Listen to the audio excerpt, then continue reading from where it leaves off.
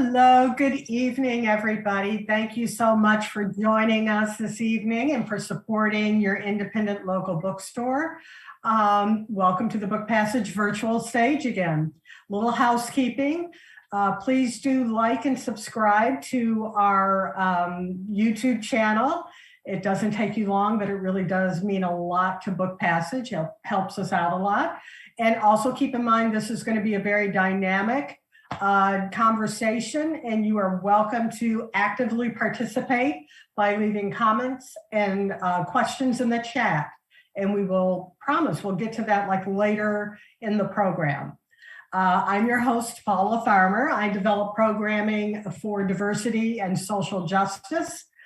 This is actually the third in a mini series of events under the umbrella of Race in America, which is an annual type of programming we do here.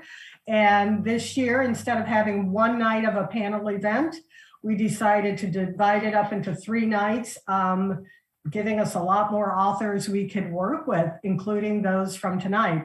If you did not see live the first 2 events, one on Tuesday night was with Kia Corthron and Jen Baker discussing Kia's book, but also the state of Black literature and the importance of Black literature. Please do avail yourselves to that in our archives in the YouTube channel. And last night was a fantastic event with some great academics talking about the intersection of race, racism, and politics and voter suppression. And it was with Carol Anderson and Ian Haney Lopez. So please, definitely, you want to check that out when you get a chance if you did not already. So now for tonight, we're expecting it to be just as inspiring and interesting with 2 outstanding writers and educators discussing the many issues of mass incarceration, which mostly negatively impacts marginalized communities. The United States incarcerates more of its residents than any other nation. Over the past 40 years, the number of people behind bars in the United States has increased by 500%. That's incredible. Tonight's featured book, Prisons Make Us Safer, and 20 Other Myths About Mass Incarceration by Victoria Law, is an accessible guide for activists, educators, and all who are interested in understanding how the prison system oppresses communities and harms individuals. Victoria Law is a freelance journalist and author. In addition to Prisons Make Us Safer, she has several other books about prison reform. She frequently writes and speaks about intersections between mass incarceration, gender, and resistance. Steering tonight's discussion is someone who is no stranger to the Book Passage stage of late, virtually and in person. Cesar Garcia Hernandez is a professor of law at the University of Denver and an immigration lawyer. He runs the blog crimmigration.com and regularly speaks on immigration issues. His fantastic book that you must access is Migrating to Prison. And with that, I'm going to turn it over to his very capable hands. Well, thank you. Excuse me. Thank you so much, Paula. Thanks so much for that lovely introduction, and of course for the invitation to be here and to be here with Victoria Law in particular. It's my pleasure to get to return to Book Passage, and this time to do so as part of this Race in America series. And what a fitting title.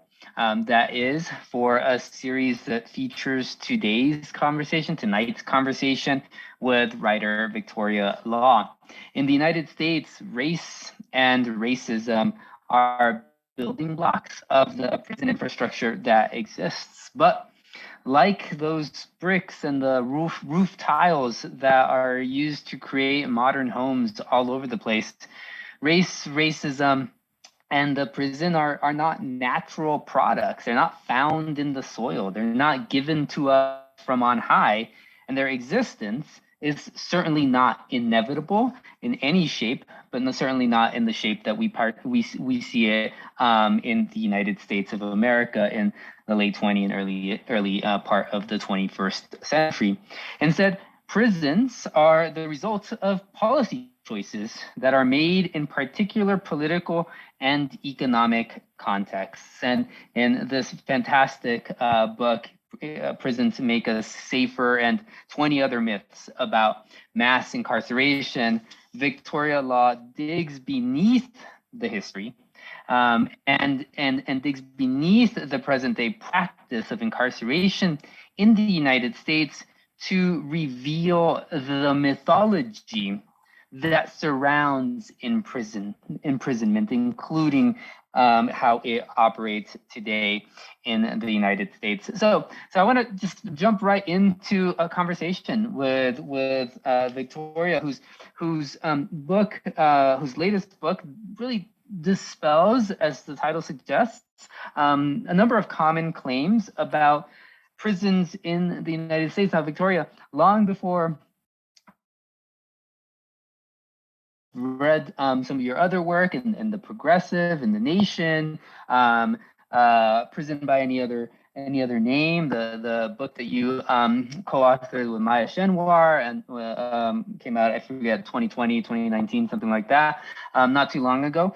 So I know that you're somebody who is deeply immersed in the operations, activism, the resistance to, but also the political context in which, and economic context in which prisons in the United States have developed, and how policing plays a hugely important part in feeding people into the prisons. So you're somebody who has a really good sense, really keen sense of how prisons operate. So tell us, what surprises you about incarceration in the United States, even to this very day, even given the deep expertise and background knowledge that you bring to this particular topic? Well, thank you, Cesar, for such a deep read and such a glowing praise of my work. I think one of the things that really surprises me when I'm reporting on prisons is just how they continue to go on. And despite the fact that the United States has the world's largest prison population, but is by far not the safest nation in the world, when you compare, especially when compared to other countries that have much smaller prison populations, we continue to buy into these myths that we need prisons to keep us safer. We need prisons to put away the people who are violent, or we need prisons to decrease violence in the United States, and that we continue to throw money and resources and people into this tried and failed solution. I mean, again and again and again, we see that prisons don't make us safer. We see that greater policing does not make a community safer. It actually just removes people from the community. It targets people who might not have the same resources and opportunities as other people, and labels them with arrest records. It gives them criminal records. It makes it much harder for them to pursue that American dream that we're all supposed to pursue. What we're not seeing is a shift in us thinking, well, this is not keeping us safer. This is not making our communities safer or more viable. Maybe we should do something different. We saw a glimmer of that in the summer of 2020 with Black Lives Matter and the defund the police movements that came out of that. But what we also saw was the state doubling down and saying, no, we are going to continue this failed experiment of mass incarceration, of locking up people who are Black, brown, poor, immigrant, and marginalized. And we are going to continue cutting away the other resources that would make a society in which we don't need prisons to address all sorts of social problems. So why is that? Why they continue to go on with your initial response? So why is that? I remember President Obama famously walking into a prison while he was still occupying the White House. That was a symbolically important event, I think. President Trump did not accomplish much legislatively, but he did sign into law a federal law that did reform prison sentences and for folks locked up in federal prisons. There are these twinklings of action at the federal level.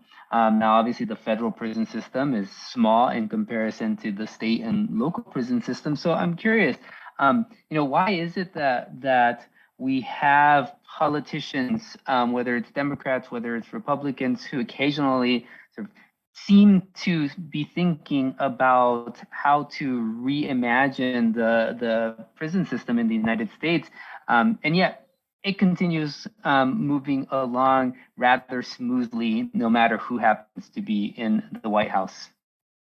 Well, I think that's a great question. And I think it's more than just who is in the White House. As you pointed out, the federal prison system is a much smaller system than all of the state systems combined. For viewers who may not know, we have 50 state prison systems. Every state has its own prison system.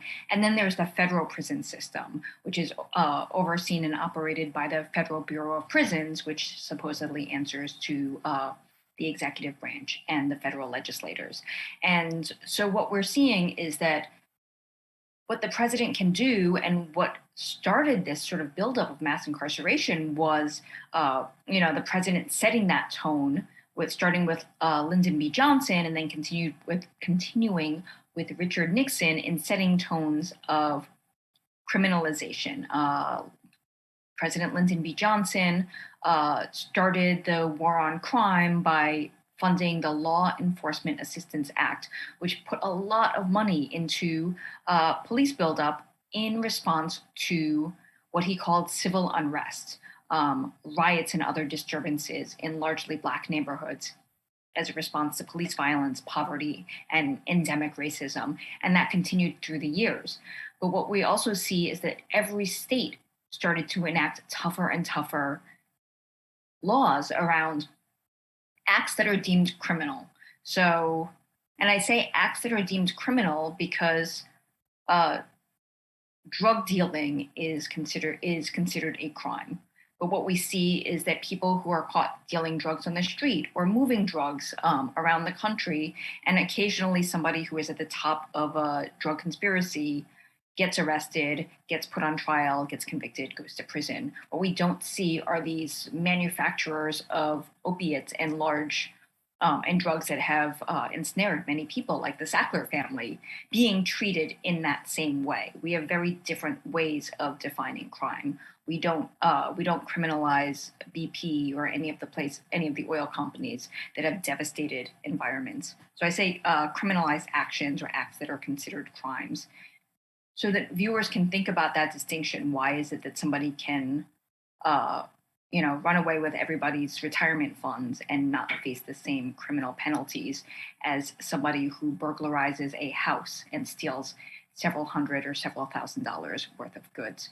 But what we're seeing is that there's a reluctance among politicians to be seen as "quote unquote" soft on crime. What we saw in the starting in the 1980s was politicians kind of racing to be toughest on crime again and again and again, particularly because it assuaged the fears of largely white voters who were worried about racialized violence. So the media portrayed crime as this thing that was happening by Black, brown, and people of color, and white Americans were very worried about this, and and these crimes were also conflated with growing civil rights demands and liberation movements that were happening across the country as well. So it was also a way to squash liberation movements as they were emerging or as they were happening, or even before they emerged. If you decimate a community, you're far less likely to have people emerge that are going to be able to successfully organize in those communities. So you've given us a really great sense of how it is that this, the policy of imprisonment in the United States has developed and how it's operating. But I want to think a little bit about the design purpose, and in particular, the thing that struck me, or that sort of popped this question into my mind is a comment you made. About 2/3 of the way through the book on page 150, where you write, but the criminal legal system is not broken. It's functioning as intended. So tell us, what do you mean by this, that it's operating the way it was supposed to operate? Yes. The current criminal legal system, as we have it today, is not broken. It's not that we need to fix a few things and it will suddenly get better. What we see, and this is going back to even to the 1800s, is that what we saw is that prisons and incarceration became the stand-in for racial control. What we had in the South was slavery, was chattel slavery. When that ended, there needed to be a new way to control people, to control all of these populations that suddenly became free, that suddenly started wanting rights, that wanted land, that wanted autonomy. And we see this in the South with the Jim Crow laws. And then what we see happening is a criminalization that happens when acts are committed by Black people. So at the end of the Civil War, many states enacted Black codes, which said that if you were standing around past a certain hour, if there were 3 of you in a group, if you didn't have a job, if, like there were all of these, if you were seen to be loitering, you could be picked up and charged under the Black codes, and you could be convicted and sent to a jail or a prison. And it drastically changed the color of incarceration throughout the South. And in the North, we also saw that happening at the same time, where Black and brown people were largely targeted and criminalized and imprisoned. And it was a way to remove these people whom the carceral geographer and prison abolitionist Ruth Wilson Gilmore would call surplus people. Who is considered surplus to what the American system or dream is people whom the system doesn't consider necessary, whom it considers expendable. So we see this happening, and then as we move into the 20th century, we see this growing more and more, so that there is this idea that prisons, in some shape or form, can be used to corral and control racialized populations. And it expands to include women, as women are becoming more independent and leaving the home and going out and getting jobs. It expands to encompass queer people of all colors. It expands to encompass immigrants and migrants of all colors as well. But what we can see is this idea that you need to control and contain certain populations and remove them from society. And you can do so in ways that are not necessarily seen as racialized, because you can say, well, this person robbed someone, this person burglarized a house, this person assaulted somebody. But again, all of these acts, from where the police go and they patrol, whom they choose to arrest, whom prosecutors choose to prosecute, and what charges they bring against them, are all based on people's perceptions of race, dangerousness, and expendability. So that's a great place for me to pick up on a phenomenon that's been developing politically in the context of the criminal legal system in the last several years that I want to get your thoughts on. And specifically, it's this theme of progressive prosecutors. So the politics of prosecuting people for criminal activity is something that you certainly are quite familiar with. But in recent years, there's been a few very high profile prosecutors who have branded themselves as progressives. the best example of this is somebody who's going to be familiar to the Book Passage community, the former senator from California and current vice president of the United States, Kamala Harris. But we can go to the mayor's office in Chicago, excuse me, as well. And then there's district attorneys in some of the big cities in the United States. Philadelphia is an example, but closer to the Book Passage community, so is Chesa Boudin in San Francisco. So what does it mean? What do you think it means to be a progressive who prosecutes? What does it mean to be a progressive? What does the phrase progressive prosecutor or progressive prosecution mean as far as you're concerned? Well, I don't think there can be anything that is actually progressive prosecution, because prosecution has the aim of taking away somebody's liberty and putting them in jail or prison. It does not have the aim of saying, like, how can we make the person that you hurt or victimized whole? How can we make this community whole? How can we make up amends to the family? The aim of prosecution is to deprive somebody of their liberty and put them in jail or prison. This is not to say that people are not hurt when harm and criminalized acts happen. I'm just saying that is not actually the aim of progressive prosecution or progressive prosecutors or prosecution.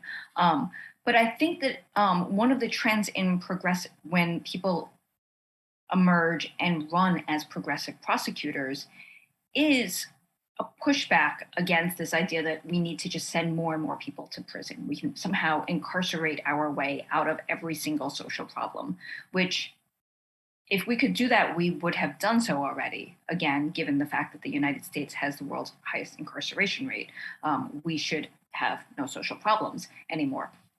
But what I also see is that there's only so far you can go as a prosecutor in terms of being progressive or enacting an agenda that goes against what the criminal legal system is set up to do, because the office of the prosecutor is designed to prosecute. Prosecutors have a wide range of discretion in, again, who they bring charges against, what charges they bring against that person. So, for example, I talk about in my book how when we look at sexual assault, there's a very small number of sexual assaults that actually end up being investigated by police and referred to prosecutors. And prosecutors sometimes, or half of the time, choose not to prosecute the charges, the people that come across their desk. And that is a decision that the prosecutor makes. The prosecutor can decide whether or not to charge someone with a crime that is sexual assault or is perhaps simple assault, which is a much lower charge. Or they might decide not to charge at all. One of the examples I gave was that of former Manhattan District Attorney Cyrus Vance, who decided not to prosecute Harvey Weinstein, the movie mogul who had sexually abused so many women throughout his career and throughout their careers. Even though there had been a police sting, there had been a wiretap, there had been him caught on tape sexually propositioning and threatening a young woman. And the DA's office chose not to prosecute. So the DA has this wide laterality, but as we see in the case of Cesar Boudin in San Francisco, there's pushback too when prosecutors continue to decline to prosecute things. So in San Francisco, there has been a backlash against Cesar Boudin as a progressive prosecutor, even though he continues to prosecute people. He may not prosecute people for low-level offenses that, but he continues to prosecute people for murder, for assault, for acts of violence and harm, but there has still been this backlash against him. So I think that as a prosecutor, you don't actually have that discretion, but you're also hampered by what the criminal legal system would have you do. And one final note, that discretion, again, with the progressive prosecutor, means that sometimes people who are arrested for low-level offenses might be able to get a better chance or a better shake. A friend of mine told me about serving on a grand jury in Brooklyn, which has an allegedly progressive prosecutor. And she and her fellow grand jurors, for those viewers who have never served on a grand jury, I forget how many are on a grand jury, but you don't need a unanimous vote. You need a majority vote to indict somebody. And this prosecutor, even though New York City has decriminalized marijuana, kept bringing up people who had been arrested for possession of marijuana. So somebody had some weed, in their pocket, in their hand, whatever, and they got arrested and they were brought before a grand jury. And when the grand jurors refused to indict, my friend said that at one point the assistant district attorney got so upset that she screamed at her grand jurors and said, it is not how you feel about the law that is the case, that you need to consider. It is the actual law. So you need to be indicting. This had the opposite effect. And then they decided not to indict anybody anymore. But this is an example of, this idea of a progressive prosecutor, is that you can be a progressive prosecutor and maybe your assistant district attorneys will not prosecute people for things like having weed on them, but you will still be compelled to prosecute higher level offenses such as murder, such as sexual assault, such as robbery. And your job will still be, at the end of the day, to put people in prison. Your job is not to facilitate restorative justice or transformative justice initiatives that allow people to address harm in other ways. So I want to get to this notion of transformative justice in a few minutes, but before we do this, your reference to sexual assault is something that certainly rings true to me as somebody who has spent most of his adult life on college campuses.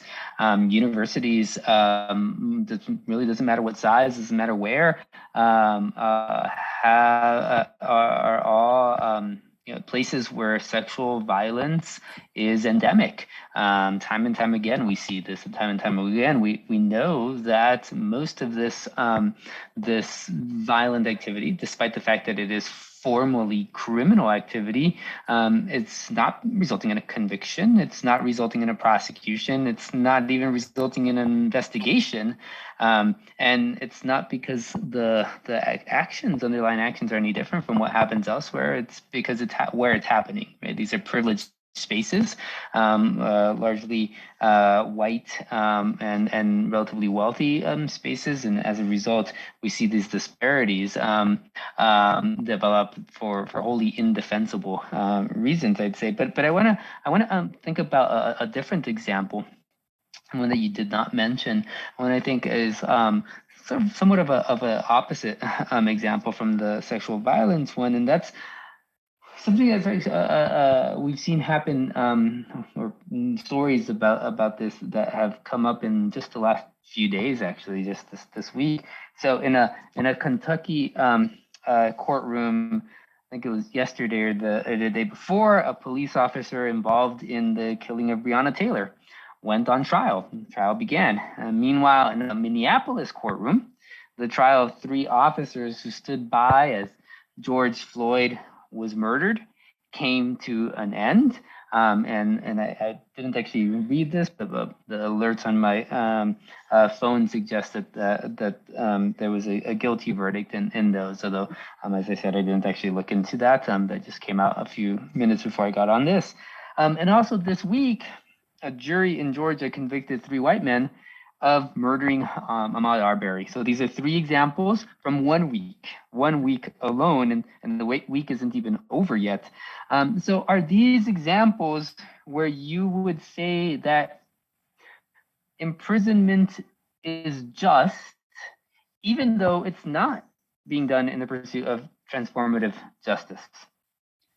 I would not say that imprisoning anyone is justice, because it is not going, because as we have seen over and over and over, imprisoning 1 police officer or 3 police officers or 5 police officers or maybe even 10 does not deter the rest of the United States police forces across the country from doing similar acts of harm.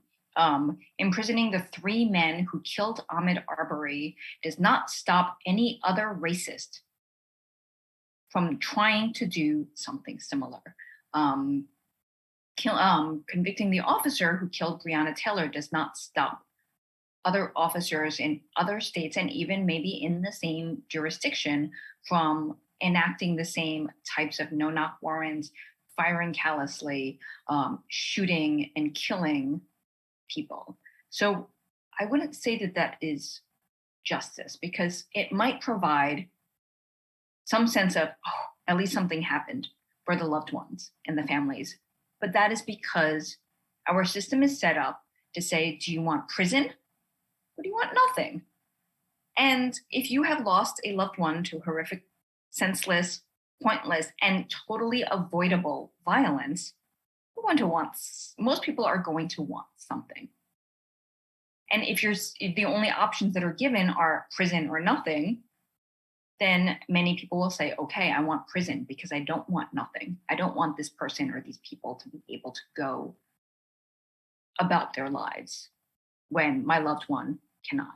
I don't want them to be able to continue what they did with impunity because they were able to get away with it the last time. I don't want this to be an example to other people. But what we see again and again and again is that imprisoning police officers, imprisoning racists, imprisoning people who murder, imprisoning people who rape, does not deter anyone else from doing the same. What it does is it makes it seem like the system is doing something about one individual or a specific set of individuals. It does not force the system to address, why do these 3 white men hunt down Ahmaud Arbery and kill him? It does not address the larger, deeper historical racism that caused this tragedy. It does not address, why did those 3 officers stand by and watch another man kill someone?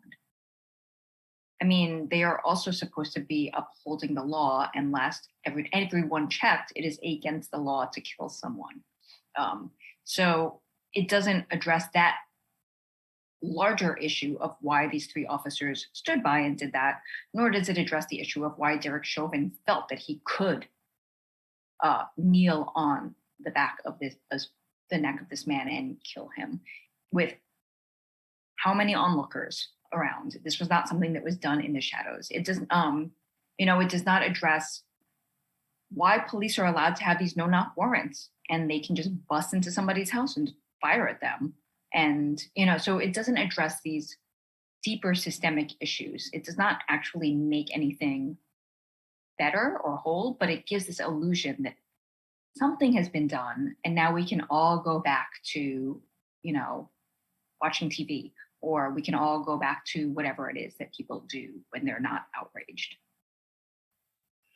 And so let me stop and just remind everyone who's tuning in to be thinking about their questions and to be sharing them through the chat feature. So we'll turn to those in a few minutes. But Victoria, if I could sort of paraphrase what you said, the way I interpreted it was that what you're saying is vengeance may be understandable as an emotional response, particularly from the people most affected, the people closest to the person who was murdered or violated in some way.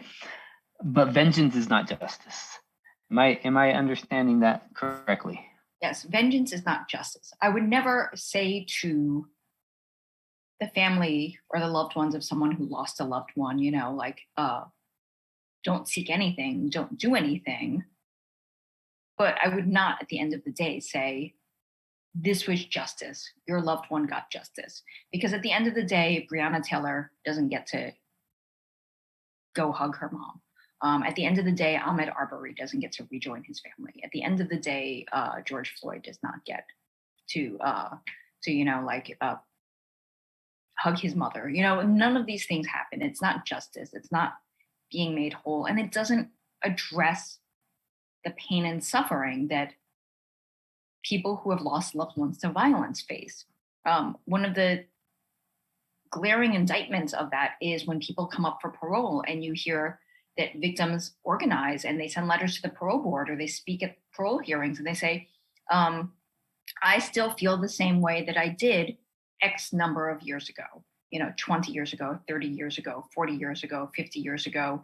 Please don't let this monster out of prison.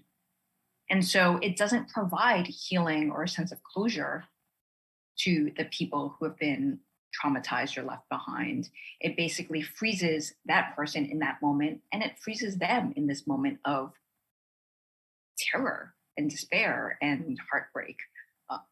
And that's not justice for anyone. So let's talk about justice, and specifically the particular formulation of justice that you write about in Prisons Make Us Safer and 20 Other Myths About Mass Incarceration. Now, you advocate for a form of what you describe as transformative justice, in which, as you put it, community accountability is an important part. And as I understood that description, you want relatives, you want friends, you want neighbors, you want coworkers to help, as you put it. I'll just read your description from page 174, to transform the conditions that generated or enabled the harm. Now, I can't get my neighbors to shovel the snow on their sidewalk. So how do we work together to transform much more fundamental features of life in the 21st century United States, where inequality, where mobility, where displacement, where isolation were common? And that was true before the pandemic exacerbated all of those characteristics. Yes. I mean, I think we don't start with trying to involve neighbors who will not shovel the sidewalk or will not say hello to you in a transformative justice initiative. I mean, they're nice people. They're nice people otherwise. but I think it starts with, like we don't plunge into something like at the moment of crisis.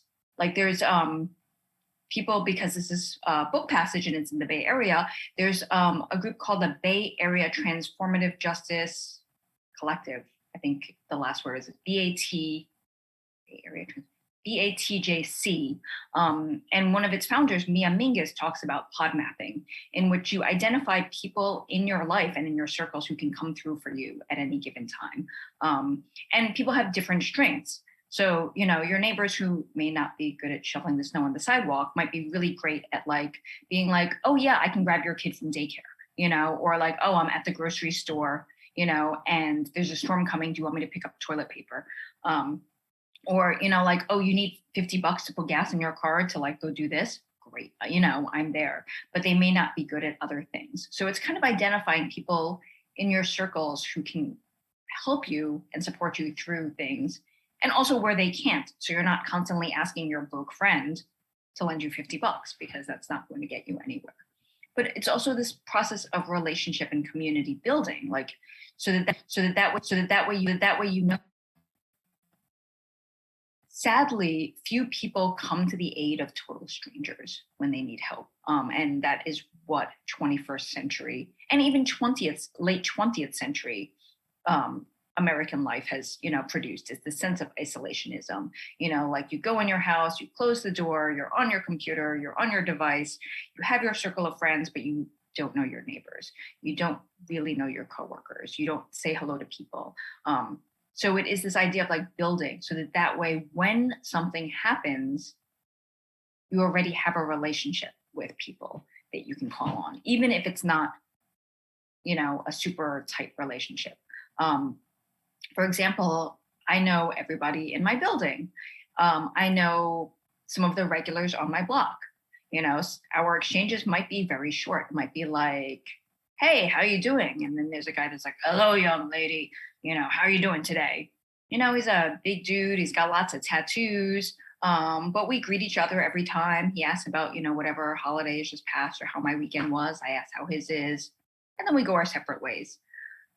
But I think that if, say, I were to be followed, or if, given the fact that we are seeing, or at least the media is reporting, an increase in violence against Asian people, particularly Asian people that appear vulnerable, like women, like older people, like small people, that if I were on the block and I felt somebody was threatening me or following me, I could, and I saw that guy, I could go up to him. And, I think the fact that he greets me, he knows me, he may not be able to do much more than perhaps try to help me get to safety, but he would be more likely to intervene because he knows me than if I was just some random person that never talked to him. Because I think that there is this idea of building community and you actually start to build relationships. So you feel a little more accountable to people. I have stepped in when there have been people whom I know that have been harassed or, seemingly threatened because we have a prior relationship, even though it might not be, a super deep one. Like I might not know, the name of their partner and their kids and their mom or whatever. I might not know what they do for work, but it's like, oh, I've seen you every day for the past 5 years. This is something that you are somebody in my constellation and in my community, even if we are not necessarily sitting down to dinner together or, going to the same party. All right, so this notion of community accountability does not fit in particularly well with the present day options available within the criminal legal system. So what does fit in quite well is punishment. Now, how does punishment, how do accountability and punishment, I don't know, what kind of relationship do those two have?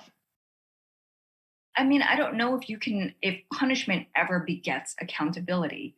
I mean, punishment, and viewers should think back when they were kids, if you knew you were going to be punished for something and you were going to be punished harshly and severely, it doesn't necessarily make you more accountable. It might make you warier of being caught.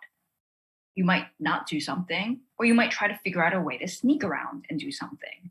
One of the tried and true things in the United States is kids try cigarettes, alcohol, and drugs at some point, and most parents do not want them to do this. So they end up sneaking around because they don't want to be punished, not necessarily that they don't do it because they're afraid of being punished or because they want to be accountable to their parents.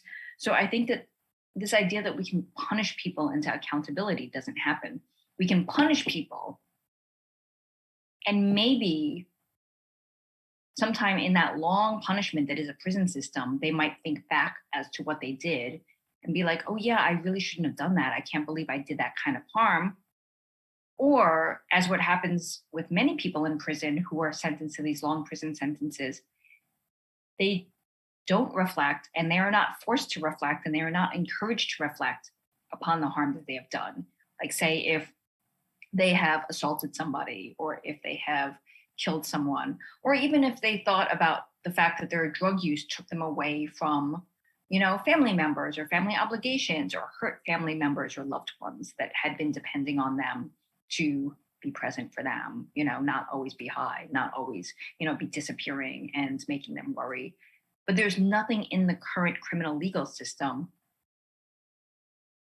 that forces people to be accountable to that and to actually reflect on that, and then to say, what can I do to make amends? There are some programs largely created by people who have been incarcerated for long periods of time and or outside groups that come in to do this kind of work. But the prison system itself does not push people to take accountability for their actions. All right, so I know that we so as we're reflecting on this notion of transformative justice and community accountability, I also want to think sort of forward. And I know that we're focused today on your latest book, Prisons Make Us Safer, and 20 Other Myths About Mass Incarceration. But I actually want to turn to your prior book, your 2020 book, Prison by Any Other Name, and get your thoughts on a passage from the very last paragraph of that book, in which you write, "Abolition is not aspirational, but it is an adventure." It's a beautifully written line. And what I understand that to mean is that we should think of abolition as a journey rather than a fixed alternative endpoint. Now maybe you disagree with that characterization, but if I'm roughly correct about that, then I say fair enough. But the thing about adventures is that they tend to go really poorly if you're not properly outfitted for them. So what tools do we need to develop now for that journey ahead? Well, I think the first thing we need to develop is, understanding that you can't do abolition by yourself. I can't just sit in my house with my door closed and be like, I'm practicing abolition. I mean, I guess I am, because I'm just sitting here. I'm not like harming anybody or, in any way, shape or form. But, but that's not actually what abolition is, because abolition is also building the resources that we need so that people don't fall through the cracks, so that people don't, go to prison because there are no mental health services, or because they're poor, or because they're, houseless, or because we have a society in which some people are seen as disposable, whether it is the police targeting Black, brown, immigrant, queer, and other marginalized people, or white supremacists targeting Black, brown, queer, immigrant, white, and other marginalized people. This idea that some people are less than others needs to be eradicated. And that's not something like one person can do or two people can do by themselves, but it's this idea that we need to start addressing these systemic problems as well as building up resources. I mean, what we're seeing, in Texas and other places that have banned critical race theory, this idea that we can kind of like erase these ideas that would lead people to perhaps not go hunt down their Black neighbors, to not, call for rounding up all migrants, or not, criminalize trans people or trans children. So I think that what we need to do is start building up resources and making connections, because again, abolition doesn't happen one person in isolation here and one person in isolation there. Yes, we can all supposedly be practicing abolition by not doing anything harmful, but how do we build this up so that it is a larger, like a larger, more systemic thing? And I think we also need to know that it's not a one size fits all model. So we don't take out the 2 million something people who are currently in the physical jails and prisons now and be like, oh, we need a giant puzzle piece to put in the same place. So different issues and different problems are going to require different solutions. So we don't have a one size fits all. What do we do with the murderers? And this is the solution. It is not X plus Y equals Z.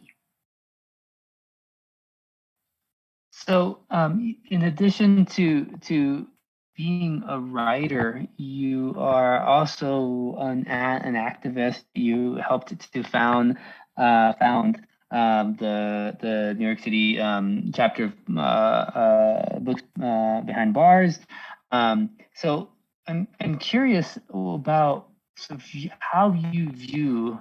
And I'll admit, I'm sort of thinking about the recent passing of Bell Hooks, and whose writings about intellectuals hugely influenced many people, including me.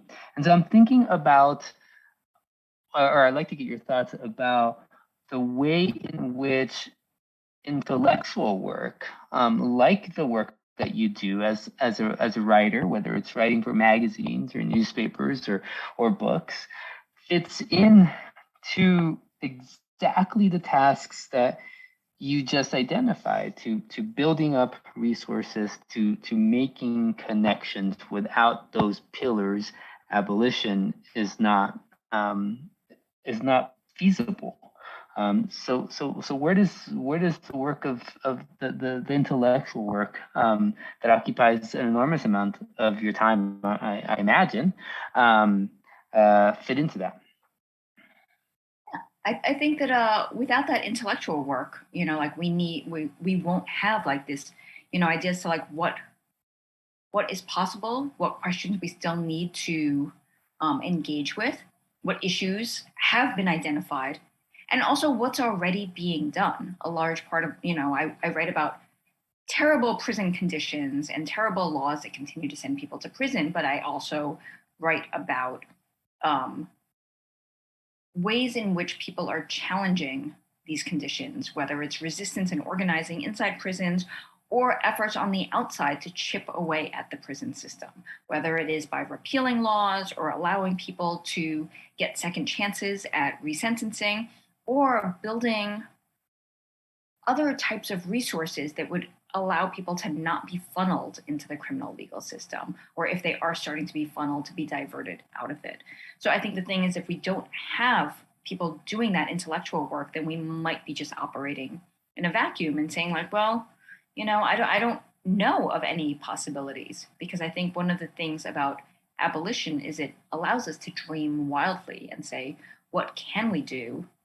But it's also very helpful to have blueprints, to have people say like, hey, when this happened,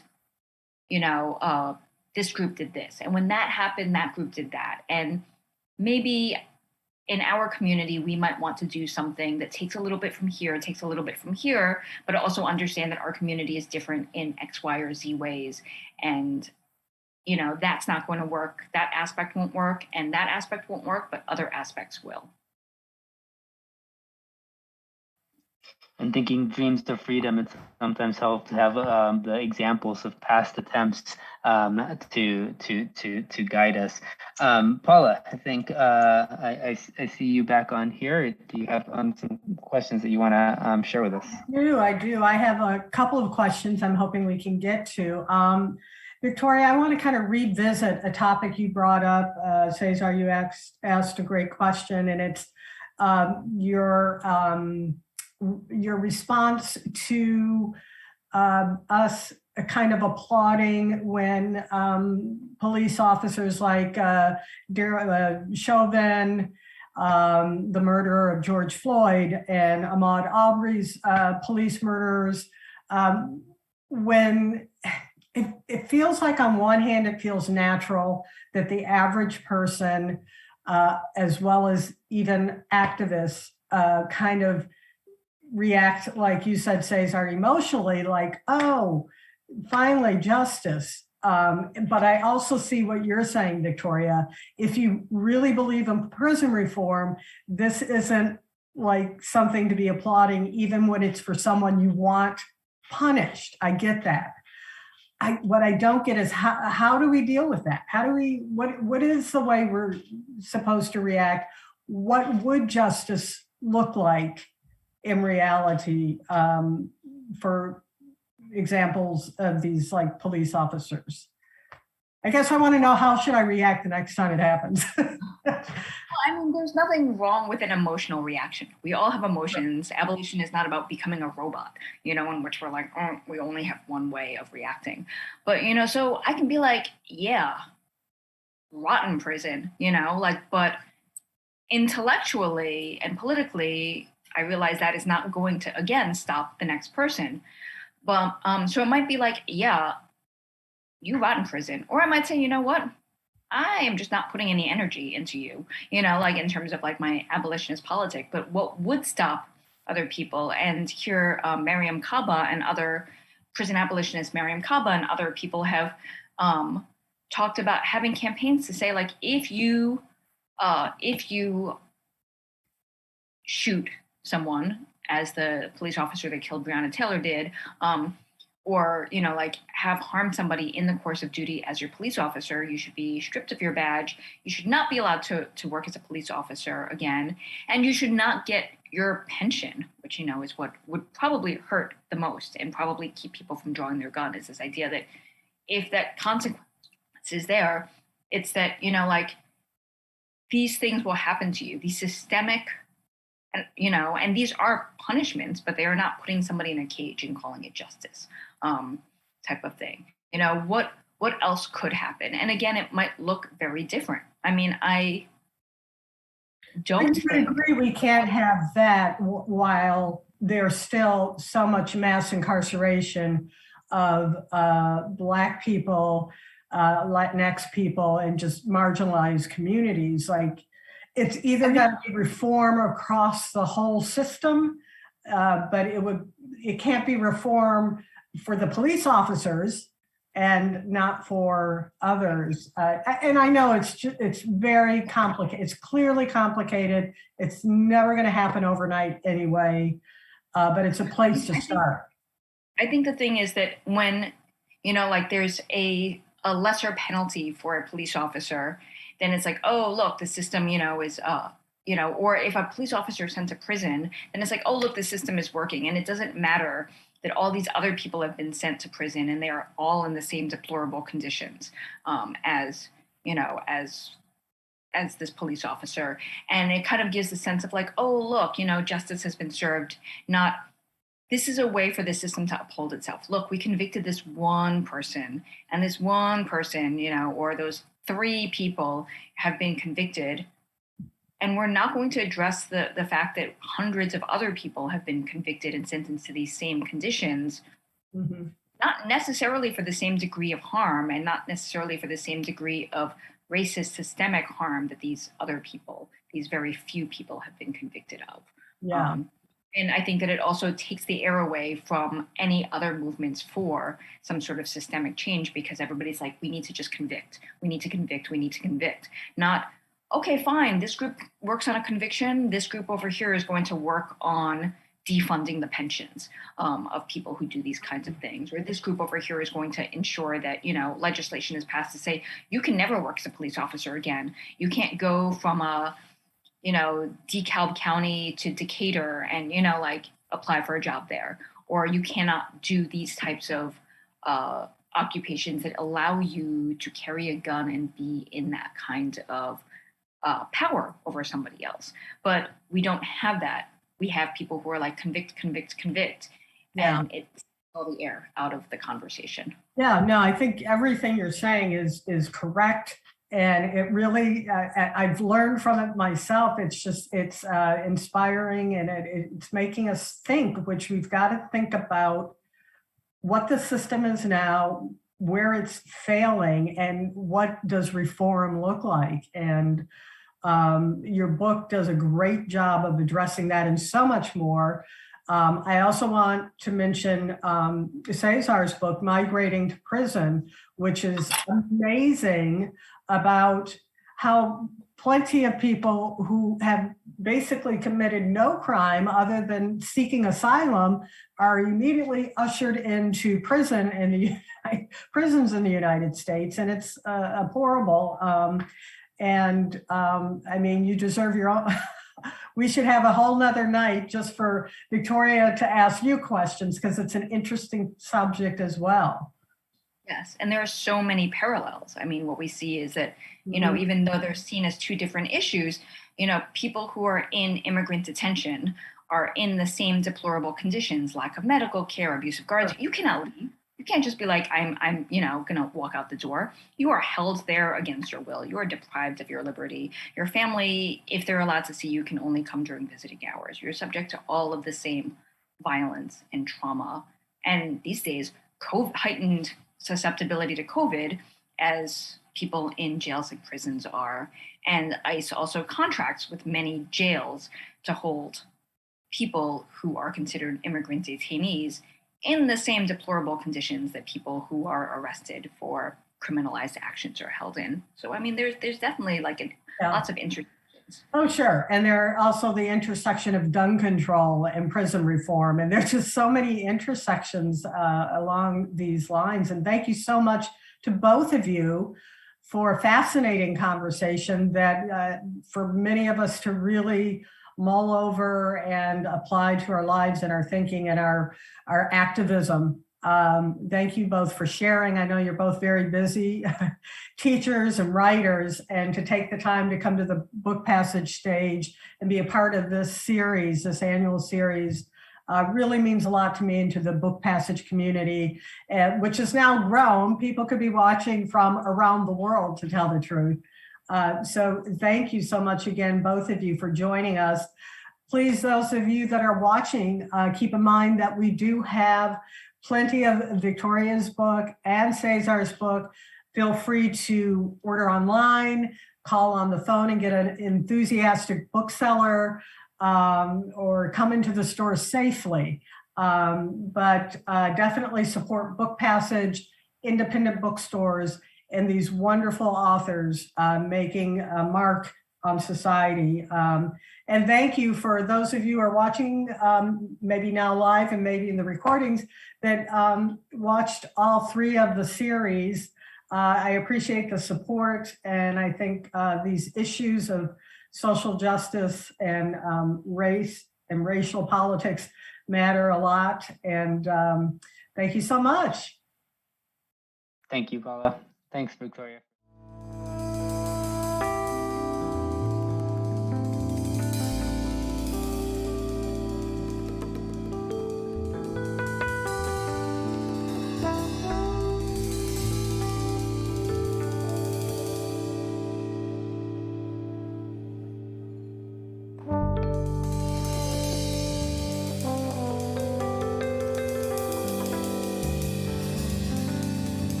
Thank you.